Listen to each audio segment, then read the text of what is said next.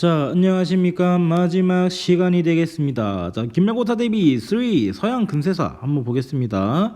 자, 이 서양 근세사의 파트는 뭐냐면 이 근이랑 세가 뭐냐면은 여러분 서양사는요 고대, 제가 이거를 수업 때 따로 설명 안 했었는데 중세, 근대, 현대로 시기를 구분해요. 서양사의 긴 역사를. 이게 바로 이제 시기 구분이 되겠는데, 그 고대는 이제 뭐냐면 고대 그리스에 있는 이제 문화나 뭐 로마 이런 게 되겠고요. 중세는 우리가 배웠던 거 있죠. 배웠던 뭐 봉건제가 일어났던 시기가 바로 이제 중세였고, 또 중세는 여러분 또 어떤 종교가 중심이었어요? 그리스도교가 아주 중심이 되었죠. 자, 그리고 근대화 같은 경우에는 우리 이때부터 3학년 때 배운 내용입니다. 이때는 뭐 시민혁명과 이제 산업혁명이 일어났는데 몰라도 됩니다. 일단 적어볼게요. 자, 그 다음에 현대는 여러분 뭐 1차 세계대전, 2차 세계대전 이런 세계대전이 일어나는 시기부터 해서 지금까지를 현대라고 합니다. 자, 근데 이 근세라는 건 뭐냐면은 중세에서 근대로 가는 요 사이가 되겠습니다. 그러니까 근대에 가까운 중세다 이 말입니다. 알겠죠? 자, 그러면은 그러니까 요거 보면 중세에서 변화하고 있다는 겁니다. 변화하고 있다. 알겠죠? 자, 정치적으로는, 자, 그래서 다시 정리해 볼까요? 정치적으로는 여러분 우리 마지막에 배웠던 왕의 힘이 세진다. 그래서 절대 왕정이라는 게 등장하고요. 경제적으로는 돈을 많이 벌게 된다 했죠. 왜요? 식민지가 생겨났으니까. 식민지는 왜 생겨났어요? 신학로 개척 때문에요. 자, 종교적으로도 변화가 일어났죠. 여러 가지 새로운 종파들이 생겨납니다. 종교 개혁으로 인해서 변화가 일어나고요. 자, 또 예술적으로는 어떤 변화가 일어났냐? 기존의 신중심이었던 중세 질서에서 벗어나서 누구를 중심으로 가게 된다? 바로 인간 중심으로 가게 된다. 이게 바로 르네상스가 됐었죠. 이러한 변화들이 하나하나씩 일어났던 게 바로 이때 이 근세 시기가 된다 이 말입니다. 이게 한 14세기에서 17세기 정도의 시기가 되겠습니다. 뭐 정확하진 않지만 그냥 뭐 그렇게 기억을 해두시면 되겠습니다. 자, 그러면은 요 시기를 하나하나씩 한번 씹고 뜯고 맛보고 즐기고 해보자고요. 자, 첫 번째 르네상스가 되겠습니다. 르네상스. 자, 르네상스라는 것은 하나의 문화 운동이라 했죠. 르네상스가 가장 먼저 일어났던 곳은 어디였다? 이탈리아였습니다. 이탈리아는 하나의 이제 나라가 아니라 당시 이탈리아라는 지역에서는 여러 나라들이 이렇게 있었습니다. 그 나라 중에 몇몇의 이제 도시들을 중심으로 해서 도시 국가를 중심으로 해서 발달했는데, 왜 여기서 가장 먼저 나타났냐? 상공업이 발달해서 돈이, 여러분 문화적으로 생활을 하려면 뭐니 해도 뭐가 있어야 되겠어요?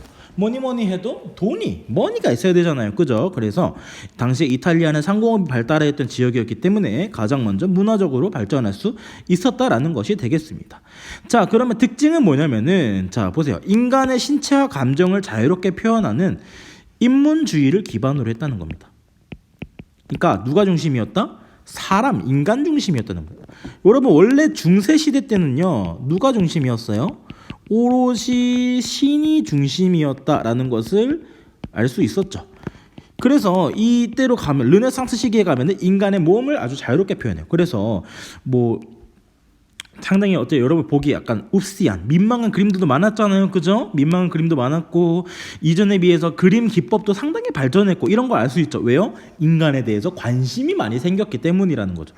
또 감정을 자유롭게 표현했다. 여러분들 지금은 여러분들 감정 자유롭게 표현하잖아요. 나 배고파, 나 똥 마려, 이렇게 표현하잖아요. 그죠? 그런 것처럼 인간의 감정을 자유롭게 표현하는 소설들이나 시들이나 이런 게 많이 나왔다는 겁니다. 자, 대표적인 작품으로 레오나르도 다빈치의 모나리자가 되겠죠. 모짜렐라 아닙니다. 모나리자가 되겠고, 이 모나리자는 한 여인의 그림이었죠. 그죠? 한번 그려볼까? 약간 이렇게 있었잖아요. 그죠? 약간 이렇게 있었고, 약간 표정은 시크했습니다. 어쨌든 이게 모나리자였잖아요. 그죠? 그 다음에 미켈란젤로가 만들었던 다비드상이 있었다. 어쨌든 뭐 여러분이 작다고 놀렸잖아요. 그죠? 키가 작다는 겁니다. 자, 다비드상에 대해서도 알아봤습니다. 자, 어쨌든 이렇게 인물에 대해서 세세하게 표현한 그림과 조각상을 알아봤고, 근데 이러한 인간에 대한 관심이 알프스 산맥을 넘어서면은 성격이 달라집니다. 왜냐? 알프스 산맥을 넘어서면 있던 나라들이 뭐가 있냐면은 뭐 다양한 나라들이 있었는데 그 나라들은요 뭐 어떤 특징을 갖고 있었냐면은 기존의 이 인간 중심적인 성격을 넘어서 어떤 성격을 갖고 있었냐? 바로 사회에 대해서 비판적인 성격을 갖고 있었습니다. 왜냐면은 사회적으로 여기는 아직 그 중세 시대 때 우리 뭐 봉건제 이런 거 배웠죠. 봉건제가 아직도 이런 신분제입니다. 봉건제는 알겠죠? 이런 신분제도가 아직까지 강하게 남아 있었고 또 교회가 아직까지 힘이 강성했어요. 교회 세력의 어떤 부패가 여전히 존재했다더라. 그래서 여기서는 당연히 이 사회에서는 당연히 인간의 감정을 솔직하게 표현하다 보니까 당연히 이 나라욕, 사회욕도 자연스럽게 하게 된 것이죠. 자, 그래서 에라스미스는 뭘 썼다 했어요? 바로 우신예찬이라는 것을 썼다고 했죠. 우신예찬. 어리석은 신에 대해서 찬양한다라고 해서 쉽게 말해서 이게 뭔 책이라 했어요? 돌려까기라 했죠. 돌려까기라는 것은 들을 때는 기분 좋지만 약간 곰곰이 생각하면 기분 나쁜 거예요. 약간 선생님이 예시 들었죠. 역사 선생님 입이 너무 광대하셔서 한 입에 홈런볼 20개 들어가면 약간 이렇게 선생님이 예시 들었잖아요. 그죠? 이런 것처럼 그 들으면 기분 나쁘게 약간 돌려 까듯이 찬양을 했던 내용이 바로 우신예찬이다. 그럼 이건 뭘 비판한 거겠어요? 당연히 신을 비판한 거니까 교회를 비판한 거죠. 그죠? 그 다음에 토마스 모어는 유토피아라는 것을 만들었댔습니다. 유토피아는 뭐랬어요? 꿈꾸는 사회. 이 토마스 모어가 꿈꾸는 어떤 이상 사회를 표현했다라는 것이 되겠습니다. 자, 그래서 여러분들 그 좋아하는 주토피아라는 영화도 어때요? 주 동물원에다가 그 유토피아라는 글자를 합쳐서 나온 게 바로 주토피아가 되겠습니다. 알겠죠? 기억해 두시면 되겠다. 자, 그 다음에 이 문화적인 변화에 대해서 알아봤고 이제 종교적인 변화 한번 알아보겠습니다. 종교적인 측면. 종교는 당연히 불교가 아니겠죠. 서양이니까. 크리스트교에서 변화가 일어났다라는 것이 되겠습니다. 자, 크게 세 명의 인물을 알아보랬어요. 루터, 칼뱅, 헨리 팔세. 자, 그래서 루터 같은 경우에는 교황이 면벌부를 파는 것을 계기로 해서 종교개혁을 시작했다는 겁니다. 면벌부라는 건 뭐였어요? 죄를 면제해주는 문서라 했죠. 그러니까 이걸 그냥 나눠준 게 아니겠죠. 당연히 뭐니 해도 뭘 받았겠어요? 당연히 돈을 받고 팔았겠죠. 그죠? 그렇기 때문에 루터는 이거 말도 안 된다. 성경에서는 신만 믿으면 누구든 천국에 갈 수 있다고 주장하고 있는데 교황 네가 뭔데 이렇게 돈을 받고 이 불경한 짓을 하는 것이냐라고 하면서 마구 비판을 하면서 대립이 일어났지만 끝내 성공하게 되면서 루터파 교회가 생겨나게 됩니다. 자, 두 번째로는 칼뱅이라는 사람이 있습니다. 칼뱅은요 뭐라고 주장했냐면은 인간은 너무나도 하찮은 존재고 신이 너무나도 대단한 존재이기 때문에 네가 아무리 뭘 해도 결국 신이 모든 것을 다 정해놨다는 거예요. 네가 구원받고 안 받고는 네가 중요하지 않아. 이미 신이 다 정해놨어 라고 주장합니다. 그게 바로 뭐냐? 예정설이라고 합니다. 자, 그래서 뭐라고 주장하냐? 자, 예정설이를 주장했기 때문에 성실하게 일할 것을 주장해요. 그러니까 너는 이미 천국 가거나 지옥 가는 게 이미 정해져 있기 때문에 교회에 너무 이제 열을 올리지 말고 최소한의 믿을 것만 믿고 너의 생업에 종사해도 좋다라고 얘기했던 게 칼뱅이 되겠습니다. 알겠죠? 자, 그러니까 당연히 누가 좋아하겠어요? 당연히 상공 시민들이 좋아하겠죠. 상업과 공업에 종사하고 있던 상공 시민 계층들이 당연히 좋아했다더라라고 기억을 하시면 되겠습니다. 자, 그 다음에 영국에는요 헨리 팔세라는 사람이 이혼 문제를, 그러니까 헨리 팔세는 기존의 부인과 이혼을 하고 새로운 앤 불린이라는 여성과 결혼을 하려고 했었어요. 근데 교황이 이걸 받아들여주지 않아요. 왜냐? 당시에 원래 부인과 밀접한 사이였기 때문이었죠. 근데 이 헨리 팔세는 워낙에 트루 러브에 빠진 나머지 이 교황으로부터 떼를 쓰기 시작합니다. 너 안 해줄 거야? 너 진짜 안 해줘? 너 안 해주면 나 독립할래. 이러면서 교황으로부터 독립해서 영국만의 크리스트교 교회를 만듭니다. 그게 바로 뭐라고 하냐? 영국 국교회다라고 합니다. 그리고 이 영국 국교회는 그 처음에 나왔을 때는 기존의 가톨릭교와는 크게 차이가 없었다는 거죠. 알겠죠? 자, 그럼 여기까지 봤을 때 여러분 종교개혁. 자, 원래는 여러분 우리 흔히 볼 수 있는 게 성당과 교회가 있죠. 그래서 성당과 교회가 있습니다. 그럼 당연히 성당과 교회 중 성당은 뭐냐면은 옛날에 그 가톨릭교 이 신부님이 있는 가톨릭 교고요. 교회는 이제 목사님이 있는 이제 개신교라고 합니다. 그 둘 중에 뭐가 먼저 생겼겠어요? 당연히 성당이 먼저 있고 교회가 생긴 겁니다. 왜요? 성당에서 종교 개혁을 해서 생겨난 게 바로 개신교 교회이기 때문입니다. 개라는 거는 고쳐졌다는 거예요. 개선에서 나온 새로운 신흥 크리스트교라 해서 개신교라고 하는 겁니다. 알겠죠? 대부분의 교회는, 우리나라의 교회는 어떤 파가 차지하고 있냐면은 바로 칼뱅파, 칼뱅의 장로파가 대다수를 차지하고 있습니다. 알겠죠? 자, 그러면은 보겠습니다. 신학로 개척 볼까요? 신학로라는 건 뭐였어요? 바닷길이라 했죠. 바닷길. 새로운 바닷길을 열었다라는 것이 되겠습니다. 자, 새로운 바닷길을 어떻게 열었나 한번 볼까요? 자, 신학로 개척 과정에서 누가 서인도 제도를 발견했냐면은 영도고 5번 버스가 아니라 콜럼버스가 서인도 제도를 발견하게 됩니다. 자, 콜럼버스가 서인도 제도를 발견하게 됐다는 건데 이게 무슨 말이냐? 자, 여러분, 지구는 어때요? 둥글잖아요. 그죠? 그래서 콜럼버스는 뭐라 생각했냐? 지구는 둥글기 때문에 한 바퀴 돌면은 원래대로 돌아올 곳이다 라고 생각했어요. 근데 쭉 돌다가 어디서 멈추게 되냐? 여기서 멈추게 됩니다. 근데 여긴 당연히 어디라 생각했냐? 인도라고 생각했어요. 그래서 이 콜럼버스는 여기는 인도다. 와, 대박. 와, 인스타에 남겨야지. 이러면서 이제 마음 졸이고 있었는데 그렇게 또 죽었어요. 그렇게 기억한 상태로. 하지만 사실은 여기는 어디였다? 아메리카 지역에 있는 하나의 섬이었다 이겁니다. 아메리카 지역의 섬이었다. 자, 그래서 여기를 진짜 인도는 다르잖아요. 진짜 인도는 동쪽에 있잖아요. 그죠? 그래서 이거를 서인도라고 했습니다. 그래서 옛날에는 아메리카 원주민들을 뭐라 불렀어요? 인디언이라고 불렀던 이유가 바로 이 유럽인들이 처음에 여기를 인도로 착각해서 그런 겁니다. 알겠죠?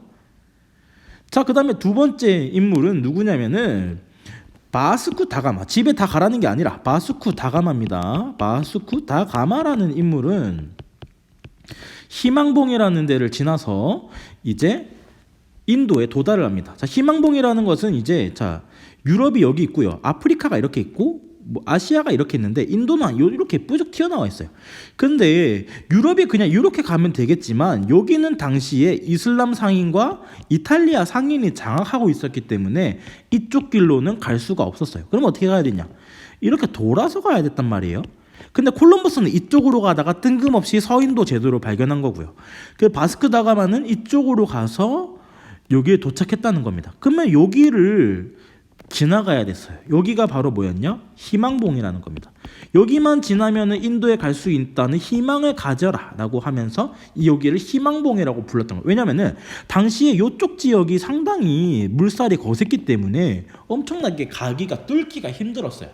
적도를 뚫기가 힘들었다 이 말입니다. 그래서 여기만 뚫으면은 인도 도착, 희망을 가져 라고 하면서 여기를 희망봉이라고 붙였는데 여기를 바스크 다가마가 처음으로 지나게 되면서 인도에 도착했다. 근데 왜 그렇게 인도에 사람들이 집착했어요?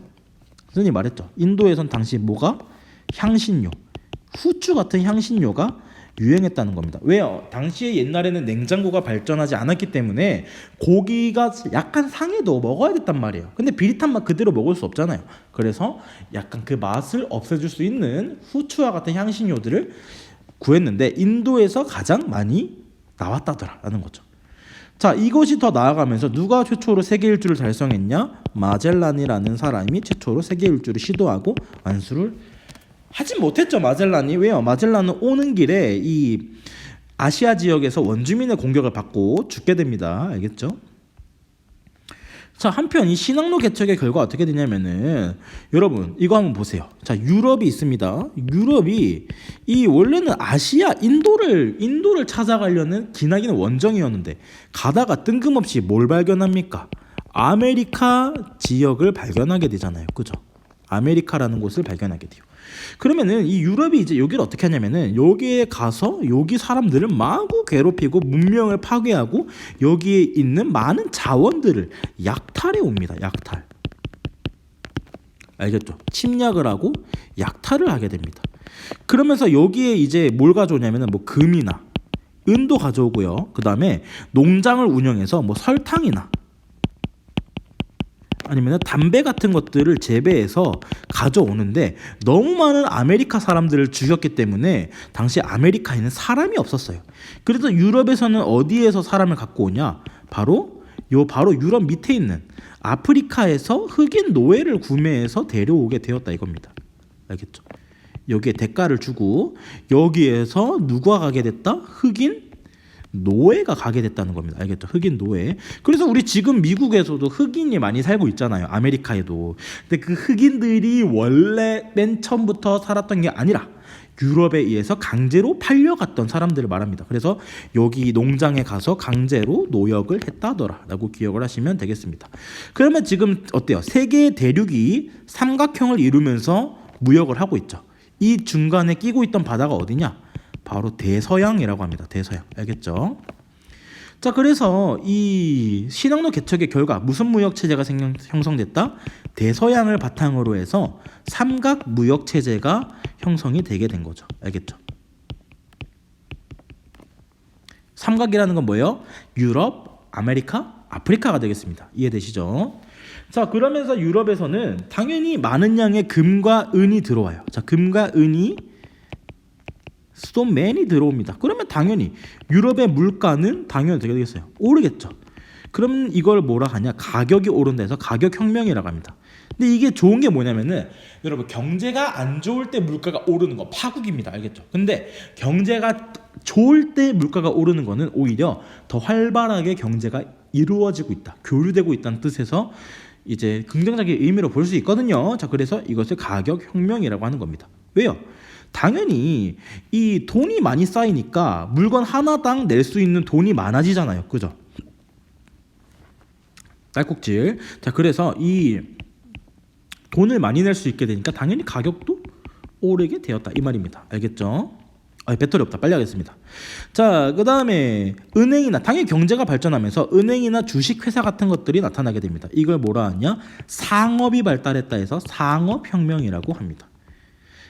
그 다음에 한편 아메리카는 비극이죠. 그죠? 노예를 중심으로 해서 농장에 굴러간다 했는데 이걸 유식한 말로 뭐라 하냐? 플랜테이션이라고 합니다. 플랜테이션. 자, 플랜테이션은 간단히 밑에 적어볼까요? 노예 중심 대농장.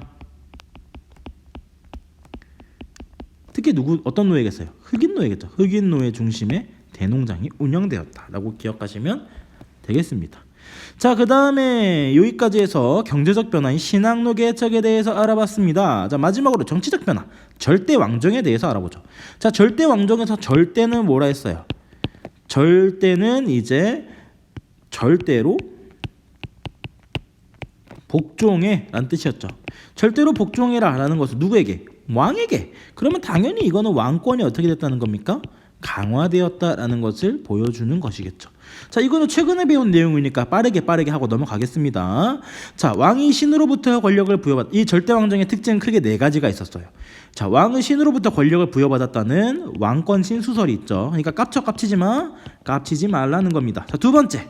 자, 관리 조직. 왕의 명령을 효율적으로 수행해줄 어떤 관리들이 필요하겠죠. 그걸 바로 무슨 조직이라 했다?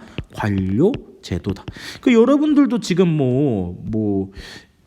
어떤 게 있어요. 학생회가 있으면 그 밑에 무슨 부 이렇게 있잖아요. 당시의 관료제도 이런 관리들의 조직을 마련해서 보다 왕의 명령을 효율적으로 수행할 수 있게 했다 이 말입니다. 자, 그 다음에 왕의 마음에 들지 않는 사람들 언제든지 왕이 가서 뭐 해줘야 돼요? 떼찌 해줘야겠죠. 그래서 항상 준비된 군대가 있어야 된다. 그래서 상비군이라고 합니다. 항상 준비된 군대. 그리고 여러분 상비약이라는 말 많이 쓰잖아요. 그죠? 자, 그 다음에 뭐니 해도 뭐가 필요하다? 돈이 필요하잖아요. 그래서 왕의 어떤 권력을 유지해줄 돈을 모으기 위해서 상업을 상당히 중요시합니다. 이걸 바로 뭐라 하냐? 중상주의 정책이다 라고 했습니다. 자, 진짜 시간 없습니다. 자, 에스파냐에서는 누가 있었냐? 이제 왕을 중심으로 알아볼까요? 에스파냐에서는 펠리페 2세라는 왕이 있었고요. 이 왕은 뭐가 유명했다? 무적함대라는 것을 아주 막강한 해군을 조성해서 당시에 지중해 바다를 장악하고 있었다라고 설명했고요. 프랑스에는 루이 14세가 있습니다. 이 여러분 14세는 14살, 여러분은 동생이란 뜻이 아닙니다. 알겠죠? 14세라는 것은 14번째 루이다라는 뜻이라 했어요.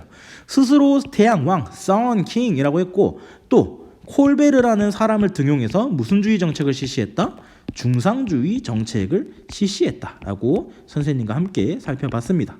자, 마지막으로 영국의 누구? 엘리자베스 1세는 동인도 회사를 마련해서 여기에서 인도를 침략하려고 했다는 거죠. 여기 동인도는 어디입니까? 진짜 인도를 말합니다. 알겠죠? 자, 지금 3%밖에 없으니까 빨리 하겠습니다. 자, 동유럽의 절대왕정 특징은 뭐냐면은, 자, 서유럽은요, 여러분, 왕이 권력을 유지하기 위해 돈이 필요하잖아요. 이 돈을 누가 줬냐? 당시에 상공 시민 계층이 줬다고 배웠습니다. 상업과 공업에 종사한 그 도시민 계층이었다. 상공시민 계층이 줬다 했는데, 동유럽은 발전하지 않았어요. 동유럽은 어디냐면 뭐 러시아, 아니면 뭐 독일, 아니면 오스트리아, 이런 데가 동유럽인데, 여기는 상업이 발전하지 않았어요. 당시에는 농노제도가 발전하고 있었기 때문에 이 농노제도를 운영하던 토지 귀족이 지지로 성장했다는 게 서유럽과의 첫 번째 차이점이겠고요. 두 번째 차이점은 뭐냐? 계몽사상. 이 꿈에서 깨어나라는 계몽사상의 영향을 받아서 적극적으로 개혁을 시도했다라고 기억하시면 되겠습니다. 시간이 없어서 제 배터리가 없거든요. 여기서 마치도록 하겠고요. 시험 잘 보시고요. 문제풀이 영상은 주말에 올리도록 하겠습니다.